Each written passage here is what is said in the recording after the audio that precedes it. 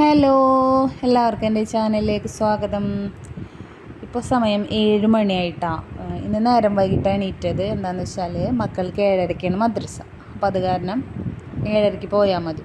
അപ്പം ഞാൻ ദേ പുറത്തേക്ക് വന്ന് നോക്കിയപ്പോൾ ഇന്നലൊക്കെ രാത്രി നല്ല മഴയായിരുന്നു. ലൂബിയുടെ കടക്കലൊക്കെ നിറച്ച് ലൂബി കിടക്കുന്നുണ്ട്. ഞാൻ അതൊക്കെ ക്ലീൻ ചെയ്യണം.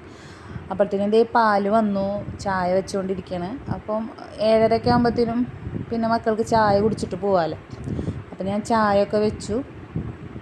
അപ്പം മൂന്ന് പേരും എൻ്റെ കൂടെ തന്നെ എണീറ്റിട്ടുണ്ടായിരുന്നു. അപ്പോൾ ആ ചായ കുടിയൊക്കെ കഴിഞ്ഞു. മക്കൾ മദ്രസയിൽ പോകാൻ റെഡിയായി ഇറങ്ങി. മുന്നൊക്കെ സൈക്കിളുമ്മേ തന്നെ കേട്ടോ പോവാറ്.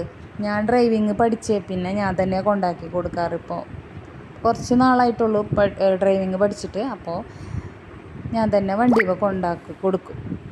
അപ്പോൾ സൈക്കിള് പോവാറില്ല. മദ്രസയിൽ വന്നതിന് ശേഷം ചായ കുടിക്കാനിരിക്കുകയാണ്. പത്തിരിയും പാലുമായിരുന്നു കേട്ടോ. അതിൽ കൂടെ പഴം കൂടി കൂട്ടുമ്പോൾ നല്ലൊരു ടേസ്റ്റാണ്. അതിപ്പോൾ നൂലപ്പം അങ്ങനെയൊക്കെ ഉണ്ടാക്കൂലേ. അപ്പോൾ പാലിൻ്റെ കൂടെ പഴം കൂടി അത് കൂട്ടി കഴിക്കുമ്പോൾ നല്ലൊരു ടേസ്റ്റ് ഉണ്ടാവും കേട്ടോ.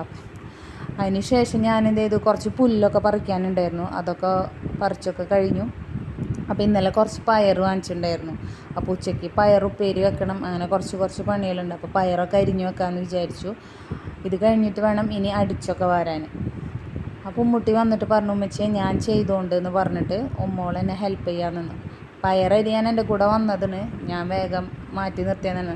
എന്ന് വെച്ചാൽ അവർ ചെറുതായിട്ട് അരിയാൻ അറിയില്ല, അവർ വലുതാക്കി അരിയുള്ളൂ. പിന്നെ അവർക്ക് അത് കേടുള്ളതൊന്നും ഇപ്പോൾ നോക്കി ചെയ്യാനുള്ള അറിയില്ലല്ലോ.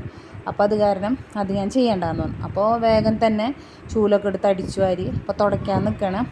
മോപ്പ് പിഴിയാനൊന്നും അങ്ങനെ അറിയില്ല. പക്ഷേ നമ്മൾ ഈ പ്രായത്തിലൊക്കെ അവർക്ക് ഇതിങ്ങനെ ചെയ്ത് കാണിച്ചു കൊടുക്കണം, പറഞ്ഞു കൊടുക്കണം. ഇപ്പോൾ ഉമ്മുകുട്ടി 10 വയസ്സായി.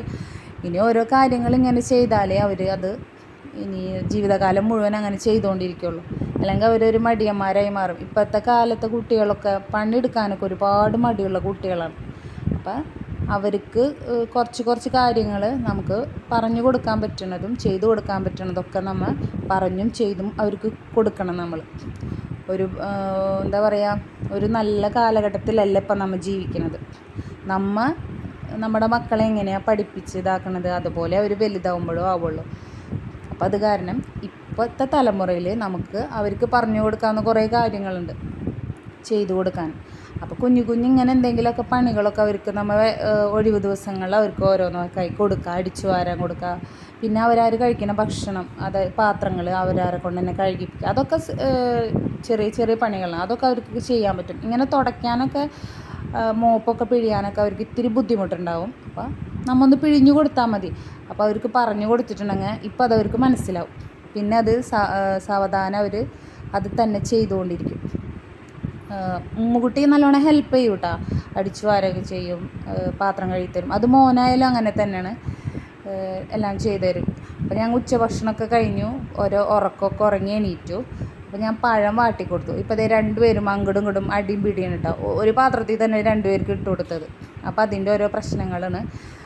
അതിനുശേഷം രാത്രി ഈ ചോറൊക്കെ കഴിച്ചു. ഞാൻ പറഞ്ഞില്ലേ 7:30 ആകുമ്പോഴത്തേനും ഫുഡൊക്കെ കഴിക്കും. അപ്പോൾ ഉമ്മ രാത്രി ചോറൊന്നും കഴിക്കില്ല, എന്തെങ്കിലും കുറുക്കൊക്കെ ആയിരിക്കും. അപ്പോൾ അത് ഉമ്മോൾ കഴിക്കുന്നതാണ്. അപ്പോൾ ഇത്രയേ ഉള്ളൂ വീഡിയോ. ബായ്.